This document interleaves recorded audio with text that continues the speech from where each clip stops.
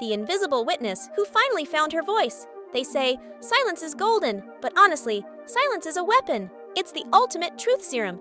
Because when people think you can't hear them, they stop performing. They stop pretending to be the good guys. 7 months ago, a viral infection attacked my inner ear. Total hearing loss. Or so the doctors told my parents. I was locked in my own head. My family treated me like a ghost. At first, it was devastating. But then, 3 weeks in, the sound started leaking back. Faint, then sharp.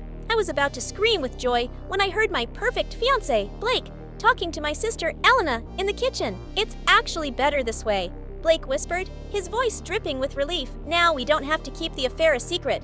I can stay devoted to the poor, disabled girl while well, you know, my reputation stays intact, and I still get her family's trust fund when we marry. My heart felt like it was being squeezed by a cold hand. I stared at the wall, my face a perfect mask of nothingness. Elena laughed. It's a win-win, babe. She was always so demanding anyway. Now she's just quiet, like a piece of furniture. I didn't say a word. For 6 months, I played the part. I wore the hearing aids that didn't work. I sat through dinners where my parents discussed how they'd manage me like a liability. We'll move her to the guest house, my father muttered over steak. Out of sight, out of mind. We can tell the neighbors she's sensitive to noise. It saves us the embarrassment of her failing to hold a conversation. The breaking point? Our engagement party. 200 people. A celebration of our love. Blake stood on the stage, holding a glass of champagne. To my beautiful silent warrior, he toasted, his eyes fake tearing.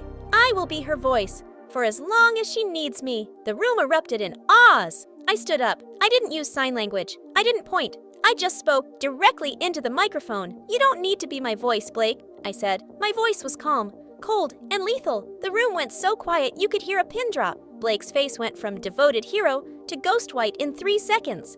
Because I've heard everything, I continued, my voice echoing. I heard about the guest house. I heard about the affair in the kitchen. And I definitely heard you calling me a piece of furniture.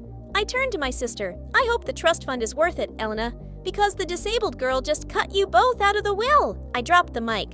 The sound of it hitting the floor was the last thing I wanted to hear from them. I walked out that door and haven't looked back. They keep calling, saying I misinterpreted a joke. But once you hear the truth, you can never unhear it.